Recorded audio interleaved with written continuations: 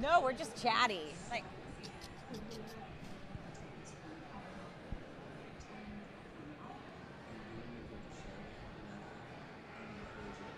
Hey everybody, my name is Bob Babbitt, Breakfast with Bob, Boston Marathon Edition.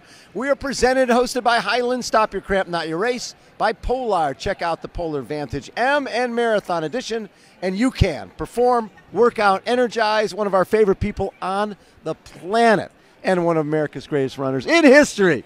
You must have carbo-loaded before this. I don't know how you still have the energy to deliver with such enthusiasm after the weekend that you've had. Because I'm with Deena Kastor. Oh my gosh, I'm with the greatest female American runner in You history. are the king of endurance. Oh, listen to you. How are you? I'm great, Bob. I'm just great. Getting through the streets of Boston right now, can you not go easy. anywhere? Do you feel like, oh my God, I can't go anywhere?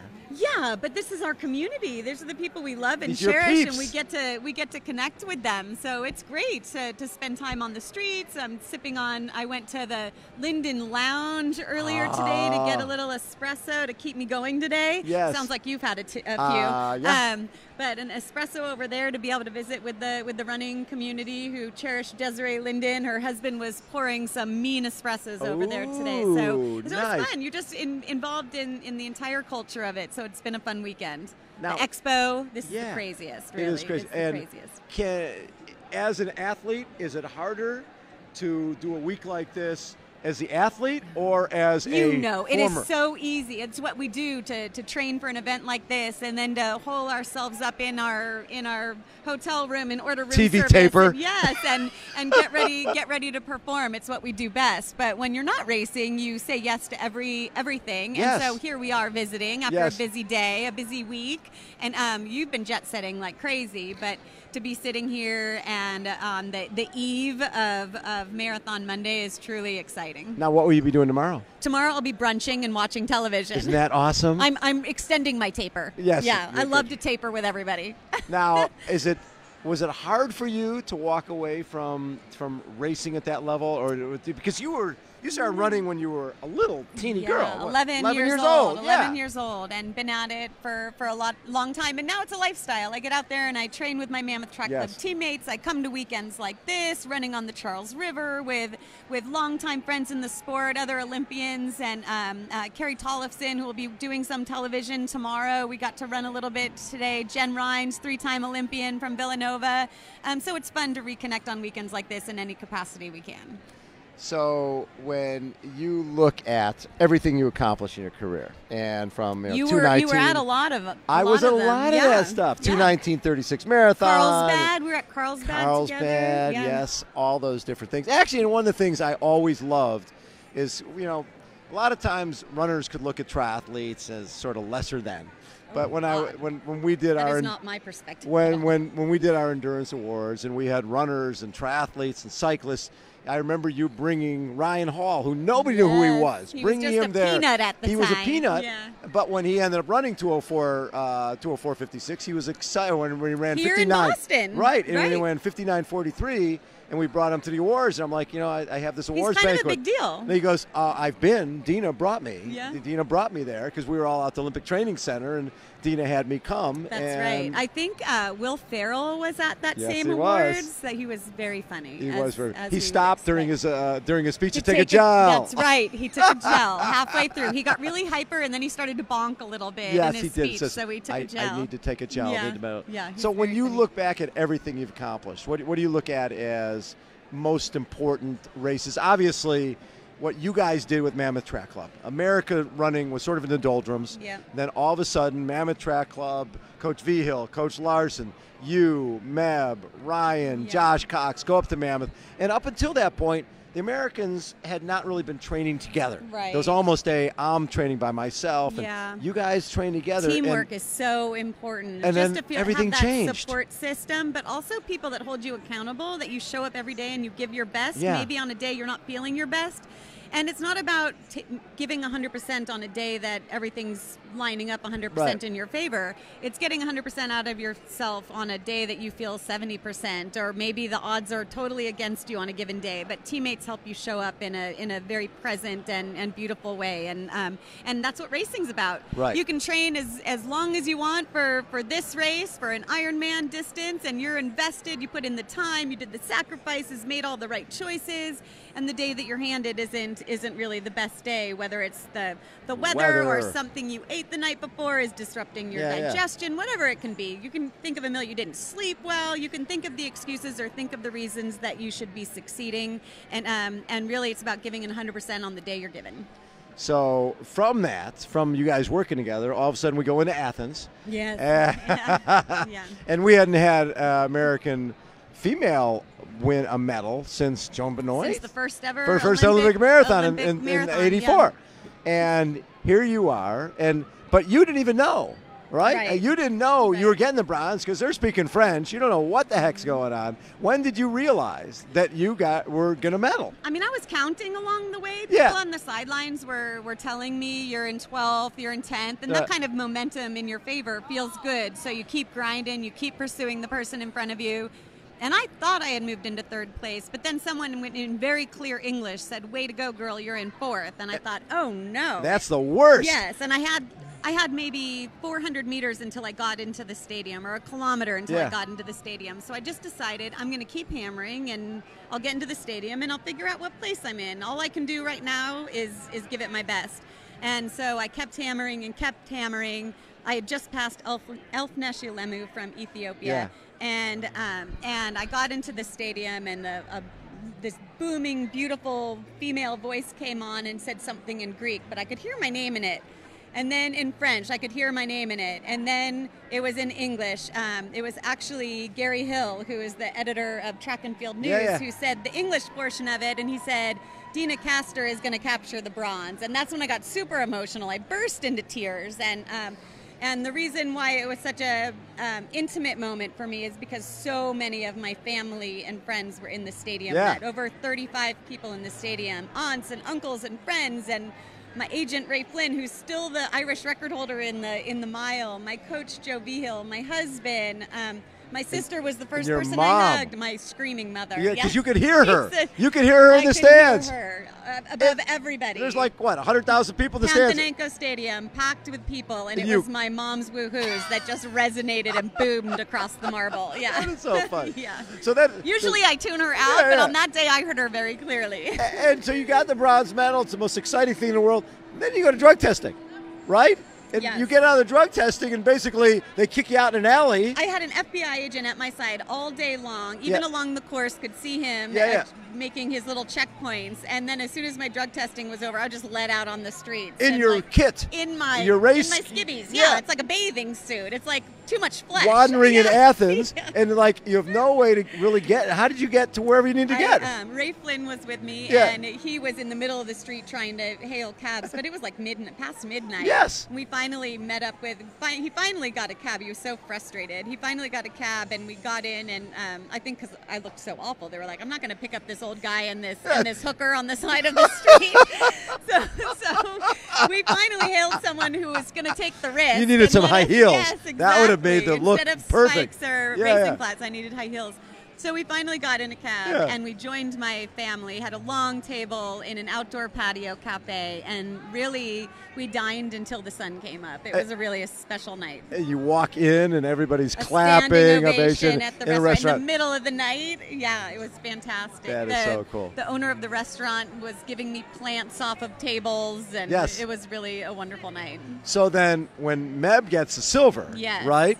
I watched it from his house. Yeah, in Mammoth, right? I thought so. Already home, a week later, already home, and I don't have television, so I went to his house and watched it with a lot of other people. I was like, come on over. Oh, sure. Let's have a party at Meb's house. There's like a dozen of us there. Bring all the people from Mammoth there. It's not my house. I don't have to worry about it. And I think I told you we left him with dirty champagne glasses. That was our welcome for your silver. Congrats on your silver. Wash the silver now. Hire someone to wash your glasses. That is, but American running changed. And he won up to me, of course. Of course, if I'm going to get the bronze, he's going to go and get the silver. Yeah. But it changed American running. all of a sudden because you guys as a group setting an example of working together and Right. pushing your limits. Yes. And really it's the belief. If you can give an athlete the slightest bit of belief that Yes. they can be up there, that they can be on the podium, that they can win races and break records, that's all you need to let their imaginations spread. I love it. Yeah. So then if you look at, winning Chicago, winning London, I mean, those are the best fields out there. And then the Chicago race was really cool. That was the first Spirit of the Marathon movie. Yes, that's And right. you were- That's you were- right. My yeah. very first marathon win. Yes, Yeah. and how perfect is that? They're making a Yeah. movie, Thank they're goodness. telling your backstory, and you good win. A good ending. Right? Yeah. All for Hollywood. No. Exactly, but that's when people, because that was really the first time a movie was distributed through Fathom Productions, where Yeah. you sort of our niche sport, Right. you fill up theaters in cities for this niche sport, and all of a sudden thousands of people saw It's it. because people they're craving inspiration. We all need to be inspired. Right. And inspiration is all around us, but if you can just tidy it up and package it for someone, it seems a lot simpler for people to digest. You tell those stories all the time. That's what we do. Yeah, being inspired and then retelling the story and inspiring other people. So we need that inspiration, and I think it's fantastic to be a part of a community that offers that to anybody, Right. that common person, to just give them that belief that they can do anything that they want, and by gosh, they make it happen. When you were running in high school and in college, was the thought that I'm going to try to become a professional runner, or that sort of just evolved? No, it little, was like, little I'm going to organic? help my parents out and earn my education. And Right. so getting a free ride to the University of Arkansas that has a great track and field Yeah. program. It also has a great creative writing and English program. 20 years after graduating, I finally wrote a book and put my major to use. Yes. So I think that that your dreams evolve, your dreams and goals evolve. I always try to put something out there and be a little far-reaching, but then there you go, just landing in the seat of something you never dreamed of a decade earlier. So it just keep throwing dreams out there and chasing them one step at a time. When did you realize, was there one race that made you realize, okay, I could be really good, I could be one of the best? Yeah, Or was I it don't one think that it was just one sort of race. evolved? I think it was one decision, and that was moving to Colorado with the intention of just opening myself up to learn about the sport and be in the hands of a good, respectable coach who I trusted and could get me there, Coach Joe Vigil, and he did. I believed in his program 100%, and all I had to do was bring the right attitude and the right mindset, and that's what I worked on day in and day out, is just my positivity and optimism, and realizing that anger and frustration and fatigue just didn't compare to belief and optimism and perseverance. So I chose every time to dig down instead of give up, and it was the beauty of making that choice in any given moment that I realized we have that capability at any time in our life, even when things are going wrong and we don't have control over it. We have control over our perspective, and how are we going to be the cheerleader and the advocate and the person moving forward when everybody else is freezing and standing still. So, Let Your Mind Run. Yeah. A memoir of thinking my way to victory. Yeah. When did that come out? It came out exactly a year ago. Okay. A year ago here, so it was in Boston. The paperback just came out this week. I thought something was coming out. And the paperback Okay. has an optimism guide in the back, so people can work on their own positivity. I probably need to get some of that. Oh, I think you're pretty optimistic. But it was I think in writing it, it's a memoir, but I didn't want people to so much learn about me as to discover more about themselves. Right. So it's about the mental journey, not necessarily I did 5 times a mile repeat and a 20 Right. mile Yeah, run run. yeah. It's more on that mental journey, because I wanted to empower people with some really big ideas that would help them reach their own potential. Was there a low point in your career? Was there a point where you're dealing with injury where you thought, I'm not sure if I should be continuing this path? Absolutely. I think there's a lot of lows as a professional athlete. One was just deciding whether I was going to be a professional athlete Right. at all. I just didn't think I had the capability to do it, but that little spark of belief that was given to me by my assistant coach at the University of Arkansas, Mylan Donley, made me think, you know what, why not? Give it a chance. I still have youth on my side, and I'm going to give it a try. I can always be a baker, and that was the other path that I wanted to do. I can always do that in my future, but I need to harness this moment and see if this is everything that I have. But then even in my career, having those lulls and just figuring out what went wrong and correcting it and trudging forward, because it's about consistency. And although we have hiccups along the way, it's about how to get back on that horse as soon as possible. What did the assistant coach, what did he tell you that gave you that belief? He just said, "Are you sure you've done everything?" And it seems so simple and benign, but I was like, well, of course I've done everything. I showed up and I tried hard, but then I'm like, what is everything? And I remember going to redefine everything. The library, and because you're in this crux, like, what profession do I, like, I'm graduating from college, what the heck am I supposed to do with my life?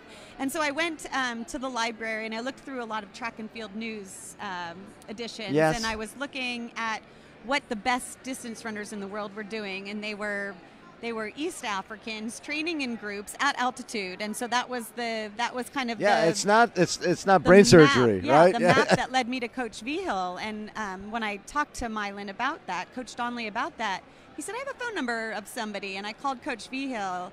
And within a 5-minute phone conversation, he inspired me so much. I just knew that he was the person to guide me to my potential, whether that was I'm as good as I'm ever going to be, or whether I can be the best. What's fascinating about that, I just did an interview last week with Brenda Martinez, who said basically the exact same thing, that they went to Coach Vigil to get suggestions of someone to coach her, Brenda, and he didn't like the way she was being treated by some of the groups that wouldn't accept her, and he said, I'll coach you. That's great. Yeah, that is great. He seems like a very special man. And he definitely helps the underdog. He's there for the underdog through and through. He's had so many athletes that he nurtured to excellence in their sport, and what their potential in the sport might have been a 20-minute 5K guy, but then what that person does with the knowledge Coach Vigil gave him is become a lawyer in Colorado, or an attorney, a district judge. You know, they're just like, they end up doing big things because of the morals and values that he feeds people. So when you write a book, God, it was so painful. It's hard, right? It's so hard. I know. I just my 40th. Oh, actually, you'll like this. My 40th anniversary Ironman book just came out in October, and guess who wrote my foreword? Gordon Ramsay. Speaking of chefs, you're kidding. Yes. Oh my gosh, he's is there done cussing Ironman. in that? Or their little asterisks? They actually did not drop any F-bombs or anything. No, I know. Oh my gosh, that's But he's very a very cool. nice guy. Yeah. Very, very nice guy who loves endurance. Right. Ultra guy and a whole bit. I could see that. But writing the book, was that cathartic for you? Was it... Or it was hard. It's hard. It was the hardest thing I've ever done. And I think the only thing that is then repeat in my mind is that at least in training you have recovery days, and I didn't feel that in writing. I felt like I just had my nose in my computer, and I was grinding out page after page every single day, and no page was good enough, no paragraph was good enough. This isn't the right word. Like, what's the word I'm trying to say here? So it was so hard. It's like Groundhog Day. Yeah. You sit down, you're like, I was just here a few hours ago, and it's not like, okay, this is getting me closer, supposedly getting you closer to something, but it doesn't feel like it. My final breakdown was 5 minutes before my deadline, and I was writing the prologue. I was like, I'm only at the beginning, and I only have 5 minutes until this whole thing has to be put in. And obviously, I spent the whole time writing the book, and I just needed to create some interest in that beginning, but I just had this breakdown because I was so tired. Yes. Like, I can't believe I'm only at the beginning, and this thing has to be turned in 5 minutes. How hard was it to go back and read it when it first came out? Or was there enough distance? I used to find with the magazine, I couldn't read the magazine when it first came out. I would wait a couple months, because then I could look at it without a jaundiced eye. Yeah, it was fine. I felt fine. I felt really very good about it because I had dwelled on so much for so long. So I felt good about turning it in. But I did do the Audible version of it. And that was hard to like sit down and read it in a 3-day span in a studio, to read it all the way. It was the first time I read it from cover to cover. Find to any back. Typos? I found one. Oh, it drove you nuts, right? It drove me crazy. And it was Andrea Mead Lawrence, who was a 2-time downhill gold medalist in skiing from the 50s. She, I say that, I talk about her inspiring me, and she pointed her skies down the vast white slope. Her skies. I'm like, I asked, excuse me, producer, putting my hand over the microphone. Producer, does your version say skis or does it say skies? And she said, it says skies. And I went, damn it. After all those read-throughs, know, I read it as skis a million times, Well, and all of a sudden it pops up as skies. You could have 10 people read it, and Yes. someone's going to miss something. It drives you. Thank goodness it had a reprint, because we fixed it in the reprint. And that was the one thing. Yeah. All, 8 million words are fine. Yeah. One word's wrong, and it's Yeah. right here, Yeah. living with Yeah. you forever You and ever and failed. ever. Yeah, you failed. Obviously, you're still loving everything about your life, and Piper is. She's 8 years old. Oh, my She God. just went skiing yesterday with her dad, so I look forward to reconnecting with them. I've been on the road for 5 weeks, so I look Have you forward really? to reconnecting with With them. the book or with the? No, just multiple events. Okay. I was at the Cherry Blossom 10 Miler last weekend. The weekend before that, I was in Austin, Texas. The weekend before that, I was in Chicago for Good the for you. Shamrock Shuffle 8K. Yeah. Before that, I was in Los Angeles. 2 weeks before that, was in Tokyo for the marathon. So been all over the place. You have been a busy woman. Yeah. And but this is our community. This is so these are our exciting. peeps. Yeah. I tell people all the time. People are like, oh man, you have to get up early and go to events. We go to parties every weekend. Yeah. These people, This nobody is a is. party. Yeah, no, Look at- no people are. We're in Nobody's. our I mean, tropical why is gear. it? Yeah. Come on. I this got is palm it. trees on my sweatshirt. I love it. You are always so much fun. And Thank spring you. hit I love it. Boston. Spring is here, finally. Thank you so Yeah, much for thank you, taking Bob. time. It's always a so pleasure. fun to Yeah, chat with you. of Thanks for course. everything you do. Thanks to Hyland's, too. Thanks Absolutely. for this cozy booth. Look at this, yeah, right? We're living large. I like it. Deena Kastor has been our guest. That is a wrap from Boston Breakfast with Bob. Thank you so much, everybody, for tuning in. And we'll be doing our next edition, New York City Triathlon in July. Thanks, everybody, and we'll catch you then.